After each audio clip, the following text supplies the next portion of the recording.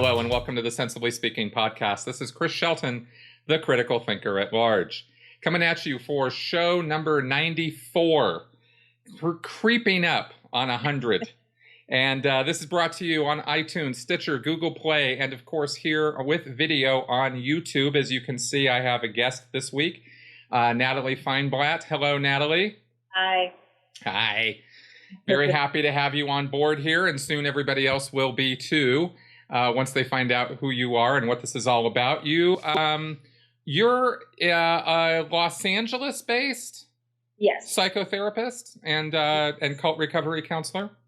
Yep, I am a licensed clinical psychologist here in now sunny Los Angeles, California. Right, now sunny, yes. Well, we were having a little bit of June gloom, but it's breaking. Excellent. Yeah. Well, cool. Well, let's go ahead and just dive right in here. I've had a few people on the show in the past. I had Rachel Bernstein, who does, work very similar to what you do in terms of cult recovery counseling.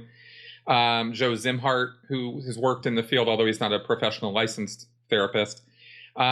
Steve Hassan, various people from the field here. So let's talk about you, though. Who are you? What are your credentials? How long have you been doing this? Like I said, I'm a licensed clinical psychologist, which means that I have my doctorate in clinical psychology. I did my undergraduate, I just did psychology all the way through. I got my undergrad in psychology at UC San Diego, and then I got my master's and my doctorate at Pepperdine University. And I have been working in the field because, as you might know, when you get your doctorate, you do a good deal of work before you're licensed in order to get training and to get hours and things like that. Sure. I've been working in the field close to 15 years for all total. And then I've been licensed for about 6 of those years. Okay. The ones before that were all kind of the training and the pre-doc and the post-doc internship. And then, since then I've just had various jobs where I've been a licensed psychologist. Cool. And so you have your own practice out there. Do I have this right from your website that your doctorate thesis was about cult recovery? Yes, it was. That's where I was finally kind of able to bring this thing that had always been kind of like a pet interest of mine into my professional life. And I always, once I got into the field of psychology, I always figured I would do that in some way, shape, or form. And then, the dissertation process is a long and involved one that I won't bore anyone with who hasn't had the pleasure of doing it. But, I had a multitude of topics that I narrowed down. And then eventually that one was the one I went with. All right. Something just occurred to me to ask you about, since we're kind of on the area of your doctorate and education and sort of academia with this, that I have to ask.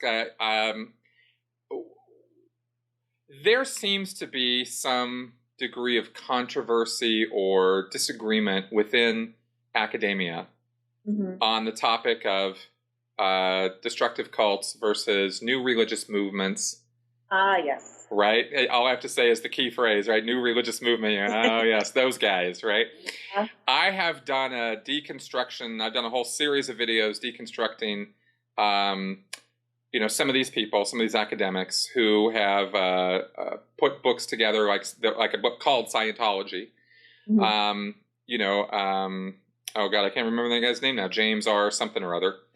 And working on it too. Sorry. Yeah, like these guys who seem to take a very conciliatory, sympathetic view as academics towards any group that puts itself forward as a religion or what they call new religious movements. I'm just curious, because I haven't actually had a chance to ask any academics about this, and you're kind of in there as a professional. How many of these guys are there versus people who don't have a sympathetic view but can see that these groups, and by not having a sympathetic view, I mean very specifically that there are people who recognize that that it's not all butterflies and unicorns when it comes to some of these groups. Yeah. How does that break down in the professional world? Hmm.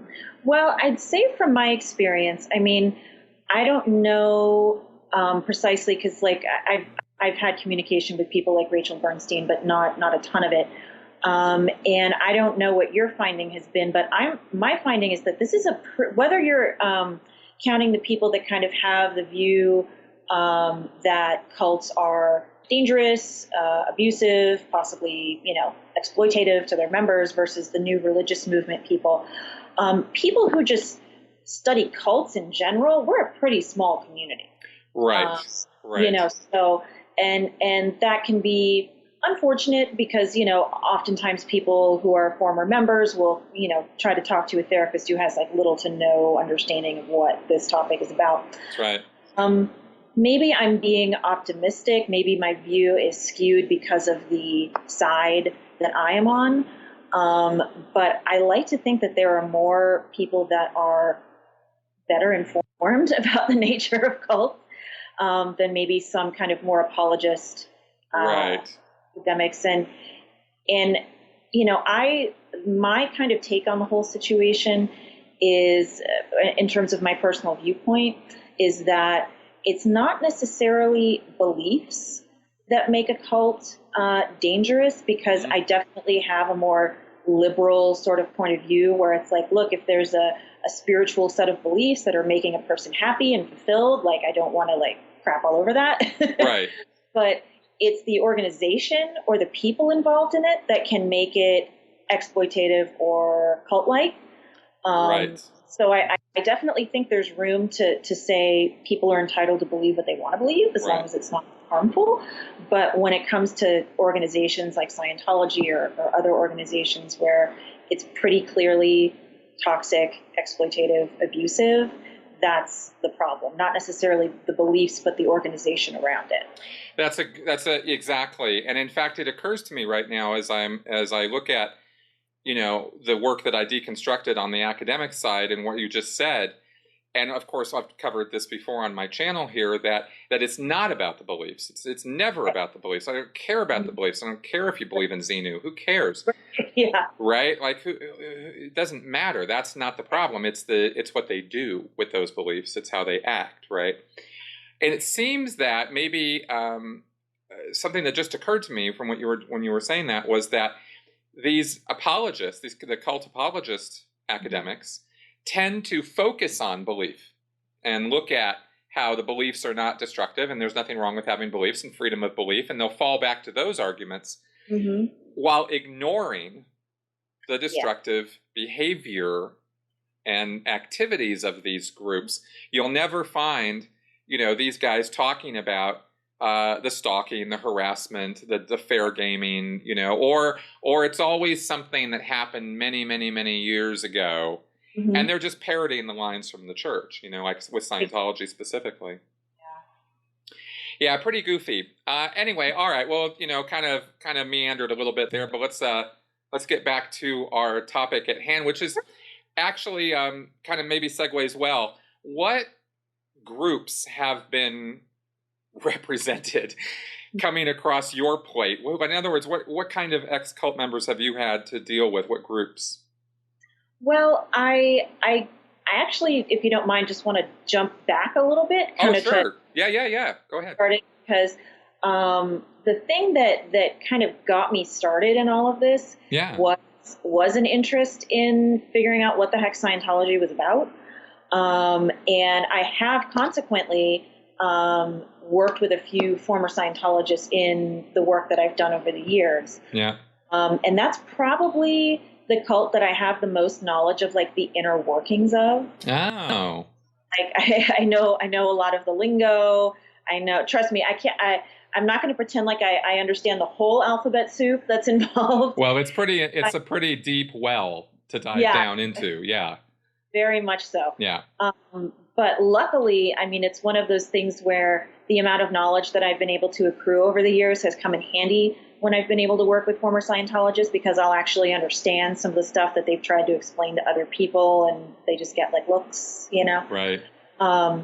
The reason that I even got started in all of this was that my father was a Teamster for his entire career, 30 years, worked in the film industry, and he worked on a lot of Tom Cruise movies. I see. And the one in particular that stands out to me is Days of Thunder. But, I was a fairly precocious kid, and I would hear the adults around me going, oh, Tom Cruise is a Scientologist. He's a Scientologist. And I would ask them, wait, what does that mean? Mm-hmm. And they would all kind of look and go like, we don't really know. Like, right. It's just this thing he does. And like, for a precocious, curious kid like me, like that was not a sufficient answer. Right. So this is the part of the story that always makes me feel a little bit old. But when I was in high school, the internet came out. And, that was a great thing for somebody like me. I'm always looking to learn. And there was this thing where you could type in a word and learn everything there was to know about it. So eventually I was like, oh, Scientology. I've always wanted to know what the heck that actually was. So that got me started. I got to the Scientology website and it didn't really tell me very much. Lots of pretty pictures, buzzwords, but yep. I couldn't actually figure it out. So then on Yahoo, there used to be these little categories, and one of them was Scientology, opposing views. Ah. And so I clicked on that. I think I first went to like Operation Clambake. Yep. Xenu.net. Yep. Exactly. And that's where I kind of started going, oh, Yep. Amazing repository of information there. Yes. And that's really where my interest in cults got started, because there was a part of me where it was kind of like that train wreck thing where it was like, I can't believe they believe this crazy stuff, But then there was also maybe the budding mental health professional inside of me that was going, wow, these people treat people horribly, Exactly.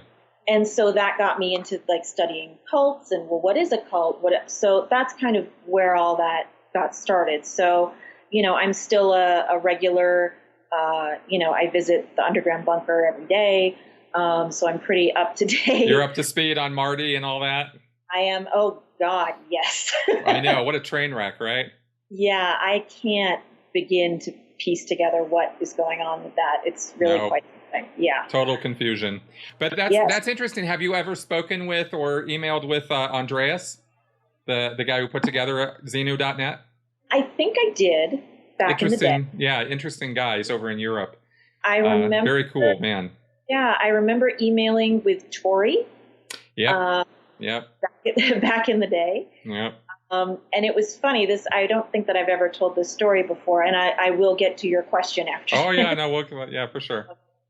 I remember I was in high school and I had started looking into all this, and I think I was looking at a copy of the LA Weekly. And in the back of the LA Weekly, there are classifieds, not just the escort and masseuse classifieds, but other like just normal kind of classifieds. And there was one that my eye was drawn to it. And it was this woman saying, she was essentially looking for her son and saying that he had gone into the Sea Org and that she had not affiliated, she had somehow broken off with Scientology, and she didn't use this wording, but he had been forced to disconnect with her clearly. And she was like, if anybody knows anything about where my son is, please help me. Wow. She was putting ads in the classifieds. Yeah. Wow. And I kind of went like, oh, I know what she's talking about. Like I actually understand what she's saying. And so I can't remember if I emailed her or if I called her, but I did. And I said, I don't know if you know this, but there's this network of people on the internet. I think I directed her to Xenu.net. They might be able to help you in some way. And she had no idea. Wow. So that was my little good deed back then, I guess. I don't know, but no, it was a good deed. That was good. Yeah. And those were the days where it was like the vast majority of people reading that would have been like, what the fuck is this? Oh, sorry. I'm not sure if you can cuss on this. It's all good. Okay. Thank you. Yeah. Had much worse than that. Yeah. So that's, I have worked with several former Scientologists.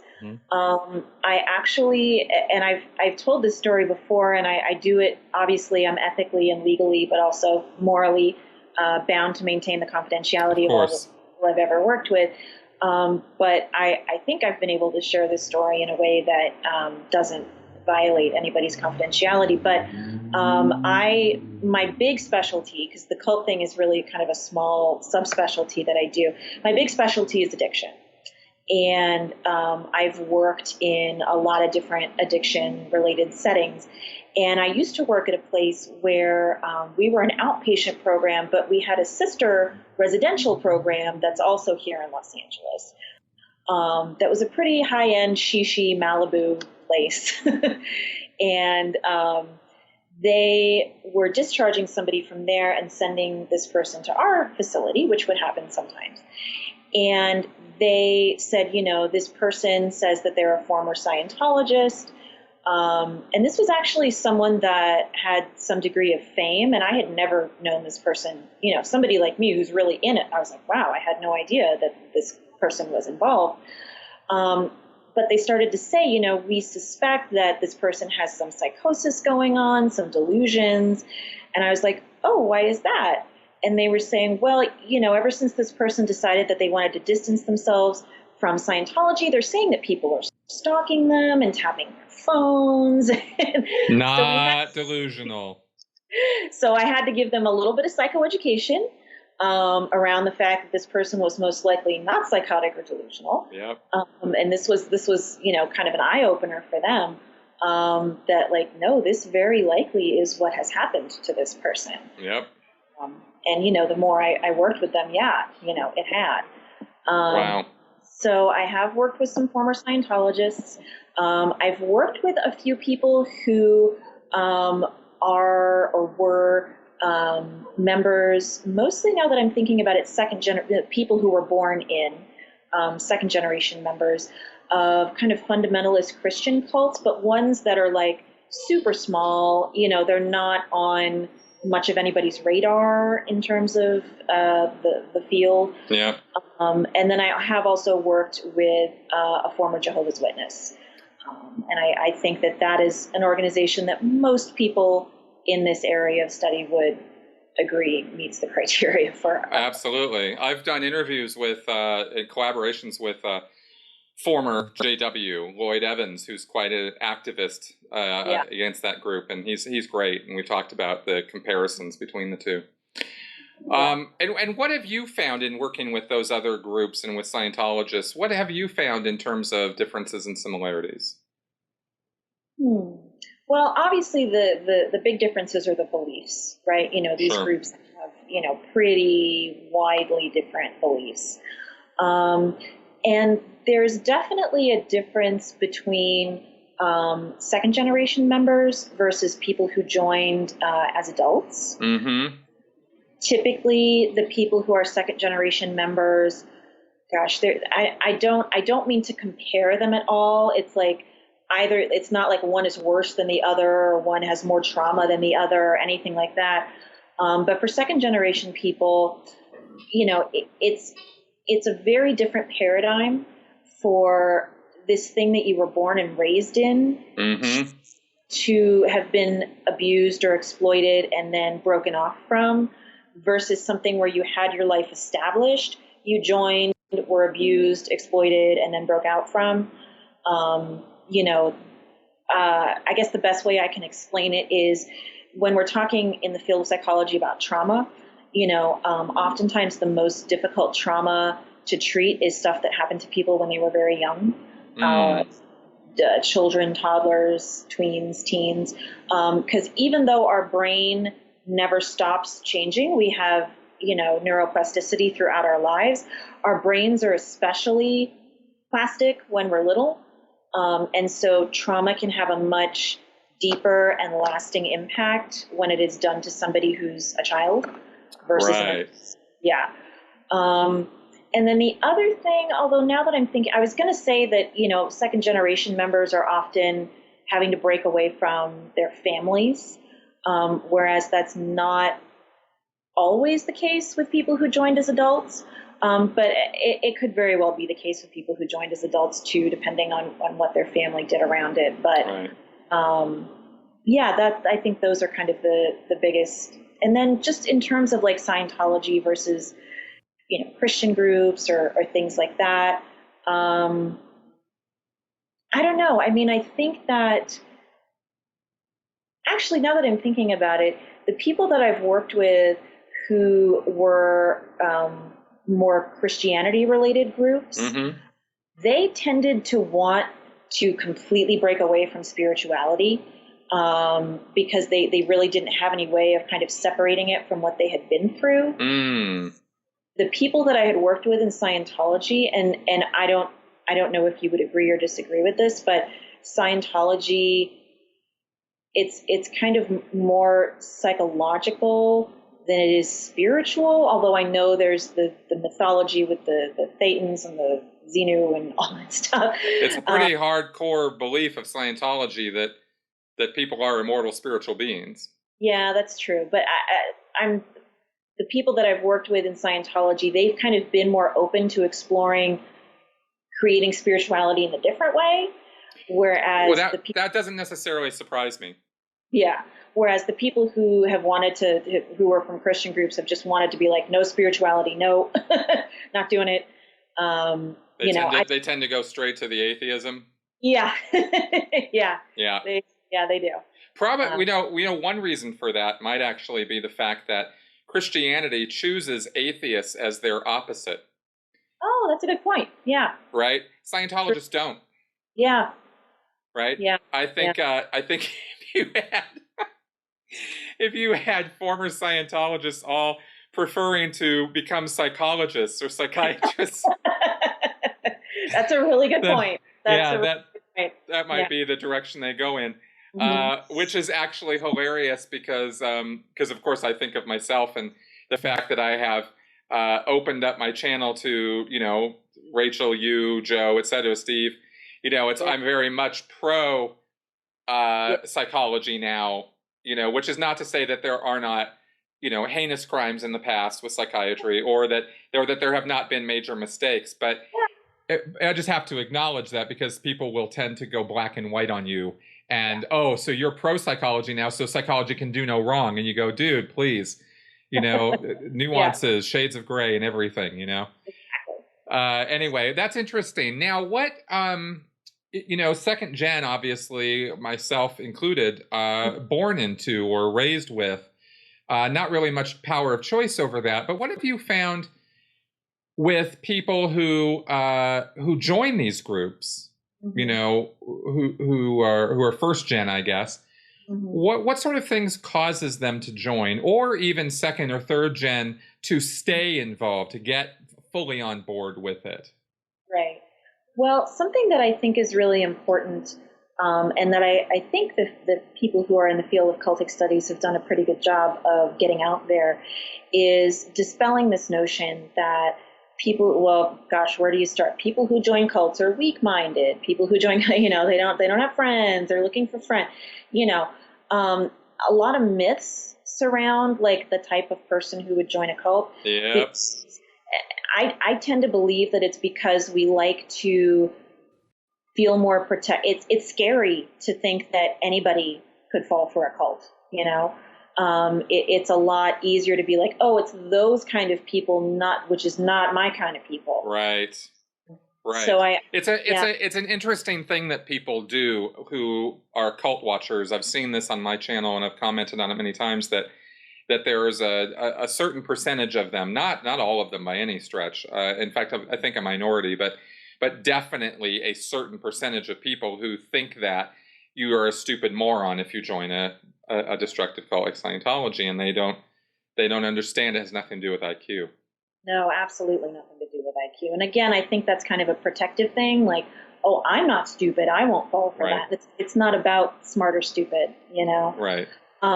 So the things that I've seen with people, unfortunately, and something probably because I'm in the field of addiction, that I see a decent number of people have fallen for, is they come in through Narconon. Oh, sure. That would come across your plate more because of the addiction aspect. Yeah, exactly. Sure. So I've had my share of people who, well-meaning families accidentally put them into Narconon. And then as soon as they were out, they were like, oh God, that was terrible. I'm never doing that again. But I have worked with a couple of people who that is how they kind of came through into the Church of Scientology, was Right. this totally understandable desire to be free of an addiction. Narconon makes a lot of really irresponsible but great sounding claims about Yes. curing people, and Yes. and when you're desperate, people tend to want to go for that. That sounds better than well, we can help you help yourself. Well, yeah, because it sounds like somebody's going to do something to you, and now you will be different than you were before, and you will no longer have this problem. And look at our success rate, which is complete bullshit. Yeah. I mean, it's 75-80% thing. I think they've finally taken that off their website now, but I mean, it used to just be disgusting hyperbole. Yeah. So I've had my fair share of people who that's how they came in. Yeah. And then I'd say for the other people, both the first generation and the second generation, there's a desire, especially after some sort of a life crisis, like a death, unexpected loss of a job, severe health problems. People understandably have a desire to want answers and meaning. Yep. And unfortunately, after a crisis, not only do people want answers and meaning, but they're more vulnerable, right? Their defenses are down, they're very emotional. So I see that people get really attracted to organizations that say they have answers, which a lot of cults say they have answers. Of course.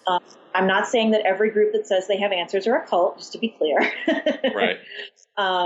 But, people want clarity, people want certainty, and oftentimes people want rules, to live by, because that creates like a safe structure in a world that is very uncertain and that you're largely powerless over. That's right. That's right. So that seems to be kind of the draw, I think, for most people.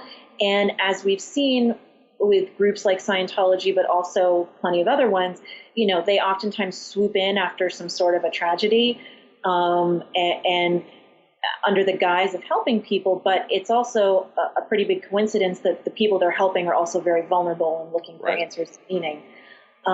So that's generally what I've seen in my practice for people who've joined cults.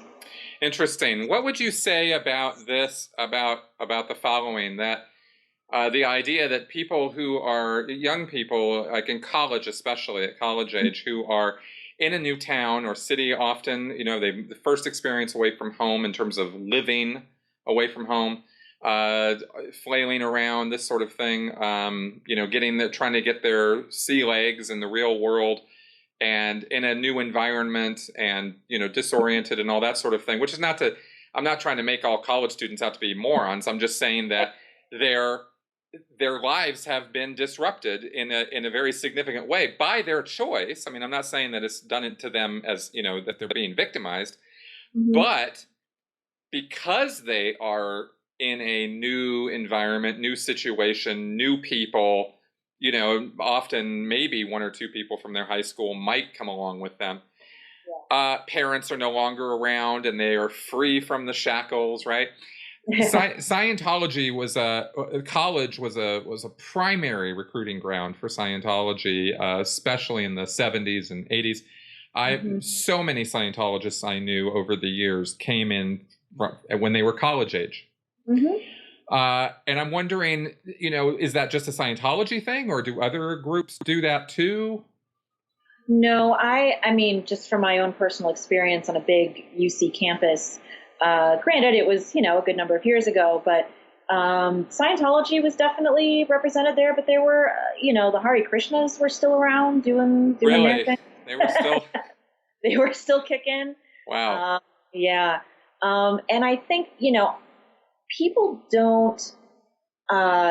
Something that is good to have awareness of is that, I mentioned crises that are obviously very painful and negative in nature, like death, loss of a job, all that good stuff. Yep.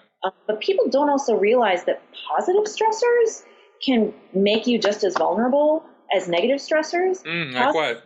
Stressors like starting a new job, getting married, going to college, moving out of There we go. There we the go. first time,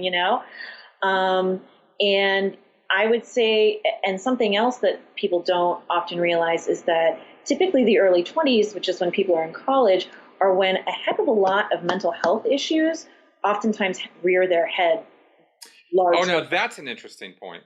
Yeah. So that's, I doubt that that's a coincidence. But yeah, I mean, again, prefacing this by saying, I don't believe that fraternities and sororities are cults, but, people who go to college, a lot of people, yes, you're free of the shackles, you're away, but they still kind of crave that structure and rules. So they go and join fraternities and sororities. Sure. That would be the kind of more adaptive way of handling it compared to joining a cult. Right. There's people join, student council or whatever and get those kind of rules and guidelines. But unfortunately, some people do get pulled in by Scientology or other groups that recruit on campus. Yep. Very true. Yeah. I think with Scientology, the numbers are probably way down. Oh, yeah. These days, because the Google search, I mean, it just like all this information just leaps out at you. In that respect, in terms of the amount of information available to people now about Scientology specifically, you really would kind of have to, put the blinders on. Yeah. To go get involved in that group, because who doesn't Google things, Yeah. I'm a compulsive Googler, so it mystifies me. Me too. Exactly. But I do know for a fact that their numbers are down because of that, right? Absolutely. Now, on a different thing, moving, sort of segueing over here now, a lot of stuff that I've talked about on this channel, had guests talk about, has been recovery, has been helping family and friends of people who are connected to people who are in destructive cults, because for them it's the most frustrating, and they tend to make the biggest mistakes right out of the gate. They get very black and white. If you stay in that group, you're not going to be my friend anymore. I mean, they do these reverse disconnections. They yell, they scream, they antagonize, they do all this crazy stuff that is the exact opposite of what you're supposed to do. What have you found through your practice over the, and your experience over the last 16 years to be the best advice, if you were going to bring it down to one or two things, to give to family and friends of cult members? Well, exactly what you said, first of all, is to not go in hard. Yep. To not start hard anyway. Yep. And it's interesting because this is something I've talked about with people over the years, I can't help but see the parallels between friends and family of people who are caught in an addiction, and friends and family of people who are in a cult. Great. That's a great paralleling. Yes. And obviously there are differences, Yep. but it's this same sort of feeling that it brings about in friends of family of like confusion, frustration, powerlessness. Yeah. And you're right, unfortunately, and this is the same with families. Well, they tend to go to one of two extremes, families of people struggling with addiction. Either they kind of stay in the dark and don't Google addiction and, kind of enable a little bit. Or they go in the complete opposite direction, which is what you were just saying, which is like taking this really hard line, like organizing a kind of like slapdash intervention, Right. and neither one of those is going to be super helpful. Exactly. I'll talk about something that we do in addiction work, and then I'll kind of draw the parallel for what I would suggest for families and friends of people who are in cults. In addiction, there is something that, I don't know, I want to say it's like maybe 15, 20 years old at this point, something called motivational interviewing, which is a way of, this is a simplification of it, but I kind of think of it as kind of the Columbo method, for anybody who remembers that TV show. Instead of kind of, confronting people and saying, you're killing yourself, I can't be your friend anymore, all this stuff, you kind of ask them questions to help them kind of come up with answers that will make them see the reality of what's going on with them. Right. For example, let's say that you've got somebody who's struggling with an addiction and they just got fired from their job because they're showing up hungover or whatever. And, you know, they're complaining to you about how they just can't make any headway in their career. You know, instead of saying to them, well, that's because you're a drunk and you got fired. And, you know, you can say to them, gosh, I wonder what got in the way of you succeeding at your last job. What do you think it was? You know, and, you know, hopefully they will come around to the fact that like, oh, maybe it was because I was coming in hungover. You'd be like, wow, I really wonder how you can work on that not impacting your next job and how you can work on that not impacting your ability to have a good career. Right. You know, kind of leading them to their own answers sort of thing. Right. Well, it's interesting that you bring this up. Have you, I guess in logic and rhetoric, this would be Socratic method. Mm-hmm. And have you ever heard of something called street epistemology? Yes. I'm not going to pretend like I know it in detail, but I have heard of it. Yes. One of the proponents of it was a guest on my podcast last week. Oh, Anthony wow. Magnabosco, right? He's gone out and done videos doing it. And I've had Peter Boghossian, who invented it. I didn't watch it yet. That's right. Yeah. Peter Boghossian also, he was on last year. He's the one who actually wrote a manual for creating atheists, where he describes doing street epistemology. But what Anthony and I talked about last week is how this has applicability to talking to people who are in destructive cults. And Absolutely. exactly what you were just talking about is it's same line of country you're in here with this. Yeah. You know? And to segue into what I would suggest to friends and family, obviously this is the same thing as when it comes to addiction. Like if somebody keeps asking you for money that you know they're going to be using for drugs, like you have every right to set a boundary and say, I'm sorry, I'm not giving you money. Right. Or, you know what, if you really need groceries that bad, I will give you a Vons card. Right. Do you know what I mean? Right. That you can't use for drugs. And so if you keep giving money to somebody who you know is just using it for Scientology courses or something, right, you have every right to be like, I'm sorry, I'm not giving you that money anymore. But when it comes to kind of confronting them about being in this abusive organization, my advice would be to just start to very gently encourage critical thinking. You know, just kind of whatever little cracks you can get in, you know, just and it doesn't even have to be, probably don't even start out with encouraging critical thinking about the organization. Right. Just start out encouraging critical thinking, period. Yep. And just kind of take any foot in the door that you can get with that. And just, that is probably going to be more successful over the long run than getting in their face about it. Right. What is it? Carl Sagan's Demon Haunted World.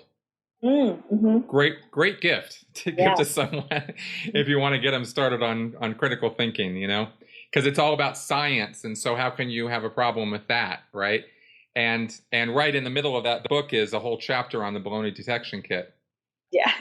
Right. So, and it's amazing how somebody in a destructive cult will so easily see how other groups are destructive cults. Right. Right.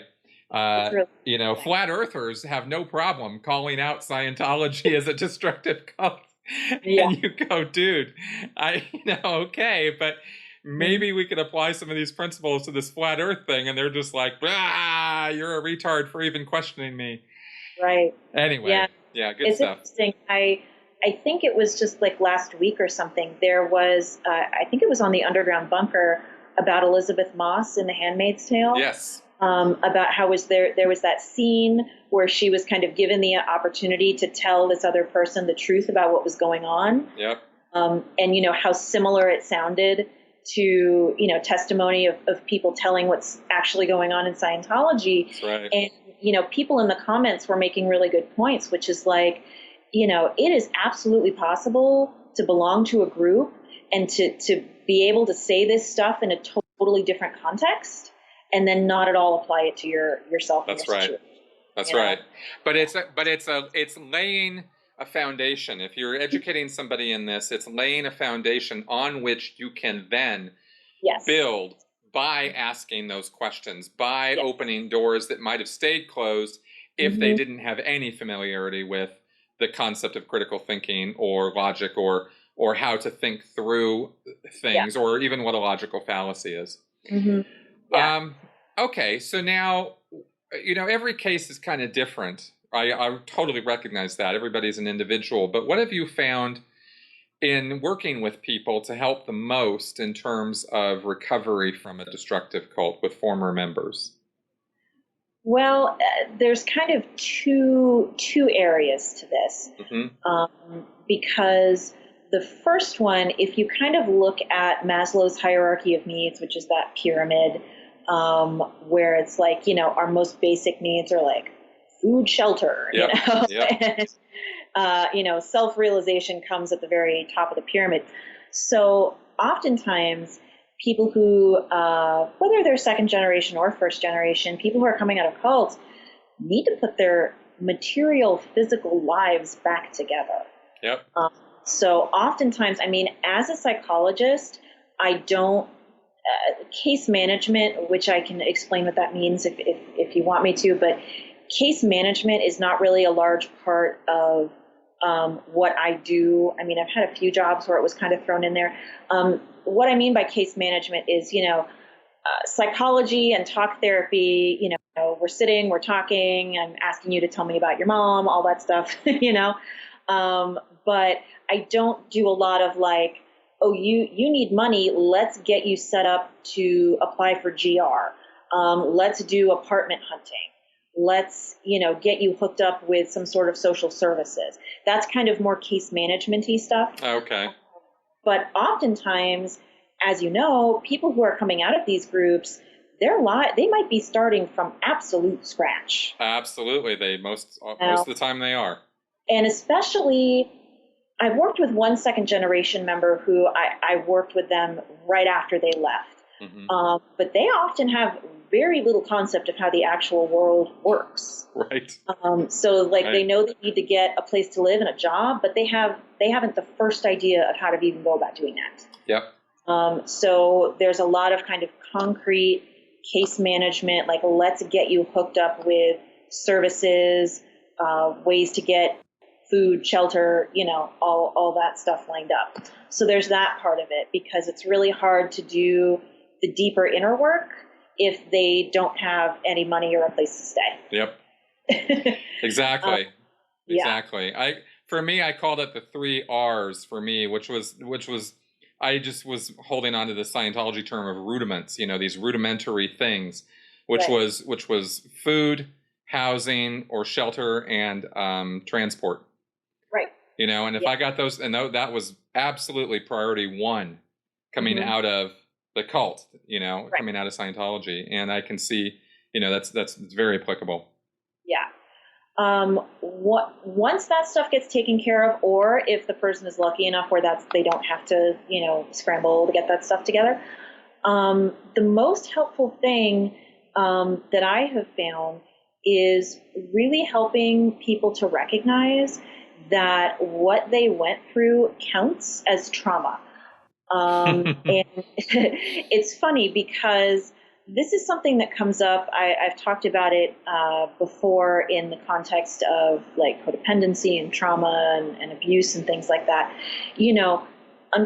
I think our society is making strides in terms of what we understand as abuse or exploitation. But I still think we have a long way to go, which is that when people think of trauma, typically, they think of like really overt sexual abuse, sexual assault, things like car accidents where, you're almost dead, tornadoes, things like that. Getting shot. Right, getting shot. Combat. All that.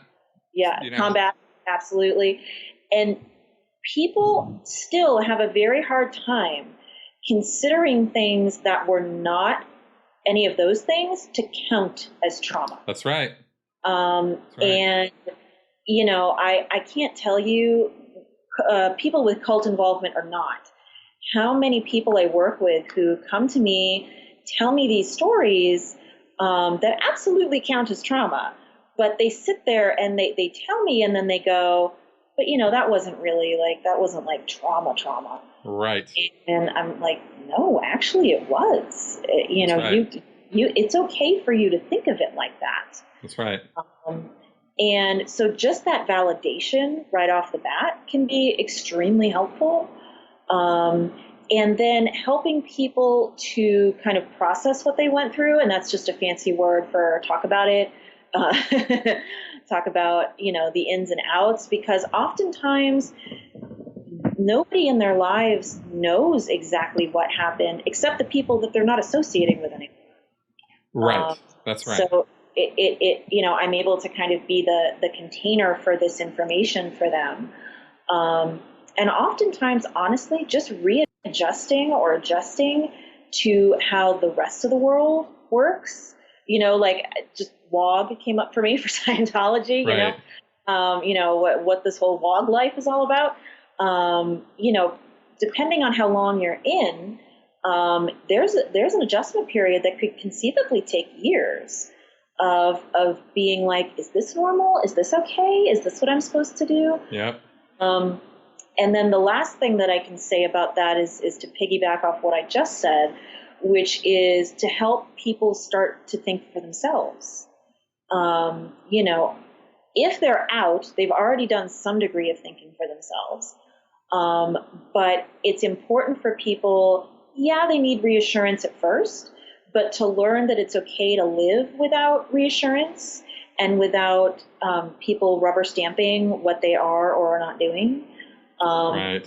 Yeah, that might involve making mistakes and falling on your face occasionally, but that's what life is about. And, you know, helping people to kind of create their own agency, I guess would be a good way of saying it. Cool. Yeah. Well, that makes sense. And now, and of course, I can relate to all of that. And I've certainly talked to a number of former members of Scientology and other groups who it's almost a checklist of all these things you're talking about. You know, you can almost go down the list of, and I think going back, just commenting briefly on about what you were talking about with trauma, I wonder if this has some cultural thing to do with, well, it's nothing physical happened to you. Right. So therefore, you know, because a lot of the abuse that goes on in cults is emotional and psychological or mental, right? A lot of it. I mean, you are being browbeat. You are being made to feel like you are nothing. You are not important. You are insignificant, except to the degree that you are contributing to the cult. Right. And the cult's ideals and the cult's goals. Right. And if you're not doing that, you are nothing. And if you are doing that, then you are something and you matter. And this is all psychological torment is what it is, but it doesn't get recognized as that because, well, it's not like anybody was shooting at me. Right. So clearly, you know, veterans have it worse than I did. And that's not to take away from combat situations, PTSD or veteran situations. That's not to take away from it at all.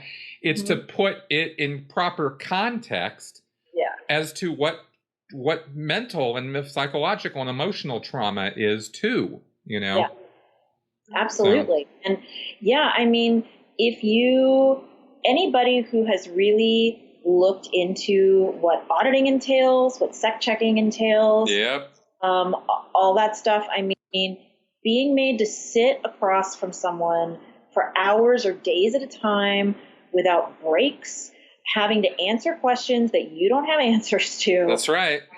Having to make stuff up. Yep. And then being threatened with things that you've disclosed to be used against you. That is 100% abuse. Yep. That's right. Yeah. That's right. And that is standard Scientology. Yeah, unfortunately. That's not even the weird stuff. That's not even like the stuff where they're which OSA does. You know, that's not even the stalking. That's just you pay for that. Yeah. Mm-hmm. You know, you're paying. And if you're a staff member, you're paying with your time and your dedication. And if you're a public person, you're paying with thousands and thousands of dollars to literally be abused. And Now, I have a question. Again, this is just something I'll just kind of off meandering a little bit, but I just have to ask about this. Sure. Some people, a very small number of people, really, I mean, we're talking about hundreds of people, maybe 1,000 worldwide, go into what's, called independent Scientology. They just can't get away from it. They can't let themselves let go of it, and they have to hold on to the truth of it, right? And I'm sure that the reasons for this are as varied as the number of people who are doing it. But I'm wondering, when they continue doing the auditing procedures, yeah, it's the same abusive stuff. Yeah, I mean, if they're sticking to the way that it's, done by the church. Yeah, exactly. Yeah, I think they toned down a little bit on the sec checking. God, I hope so. No, I think in fact, I know they do, but even the repetitive commands, even the process and the auditing that gets done, which is not sec checking, it's just standard Scientology auditing, they call it, where you will be asked the same question or the same series of 2 or 3 questions over and over and over and over, and this can go on for hours. Yeah. I can't imagine how that's anything but, well, having experienced it, Yeah. it's kind of traumatic. You come out of that and you're like, you'll say anything to get the hell out of there. Right. But you're also conditioned to believe that you're supposed to do this until you get to a specific end result. And so you produce that end result so you can get done with it. Right. And it's this whole procedure you go through, and and the indies still do that. It's fascinating to me. Well, and I'm sure that that, or you've heard that, oftentimes for a lot of people, especially for kind of spiritually based groups, as opposed to like financial cults or political cults, they will try to hang on to the beliefs, right, and just say like, okay, so the organization is bad, but the beliefs are still okay. And for some people, that's just part of the recovery process. It is so devastating to throw everything away at once, depending on how much time and money you spent on this. For some people, that would just be too much to handle cognitively. But yeah, no, I agree with you. I've questioned that myself. I don't know a ton about the indie Scientologists, but yeah, I've wondered about the degree to which they go through with some of these procedures that seem to, at least for me, like clearly induce kind of dissociative states or, things that are just not healthy. Exactly.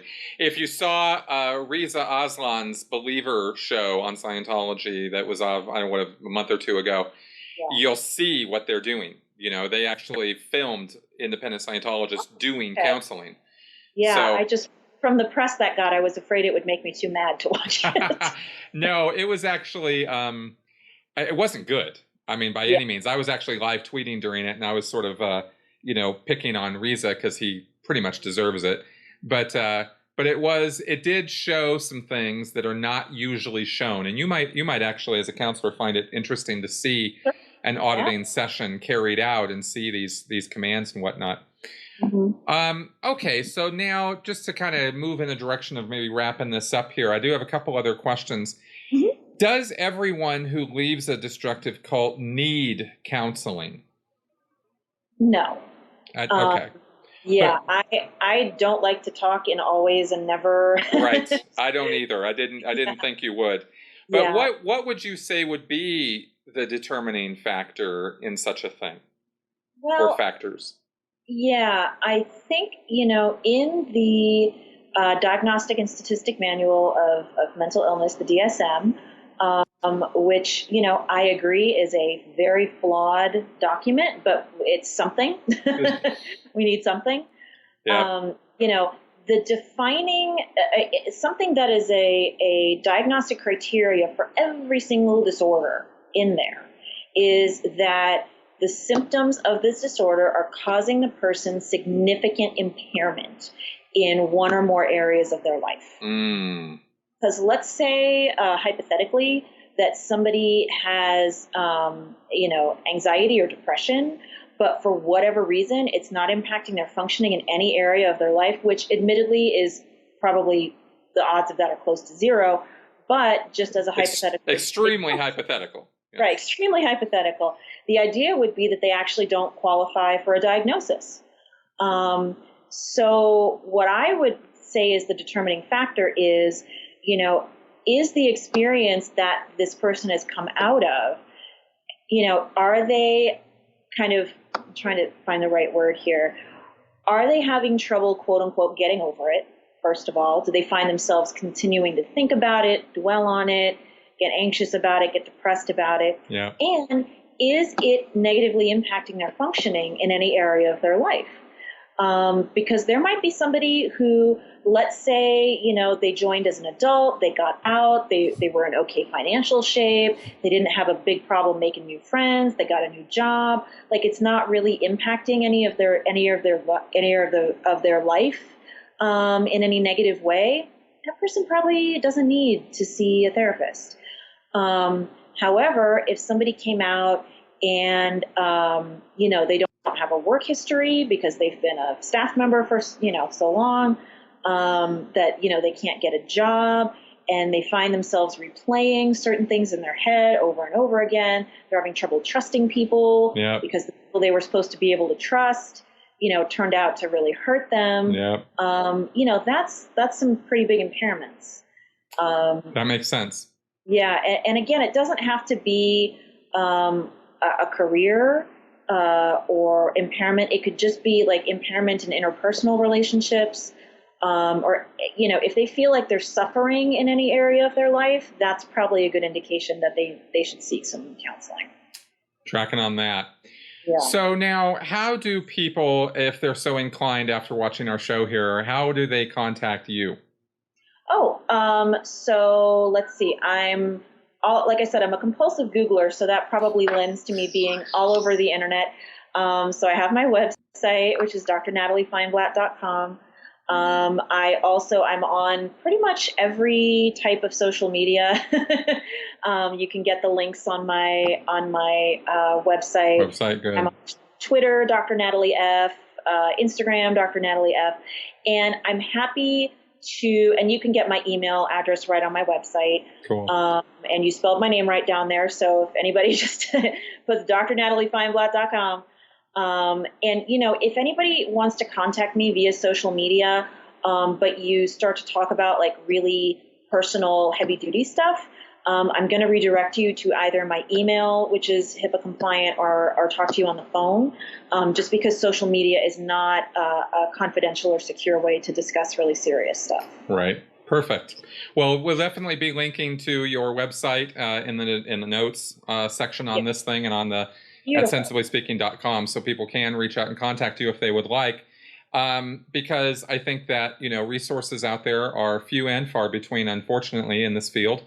And we need, more. And so we need to broadly educate the public on this and get the word out there. So I want to thank you very much for being on here. We've definitely run out of time, but I really, really appreciate all of your answers and time here. So thank you.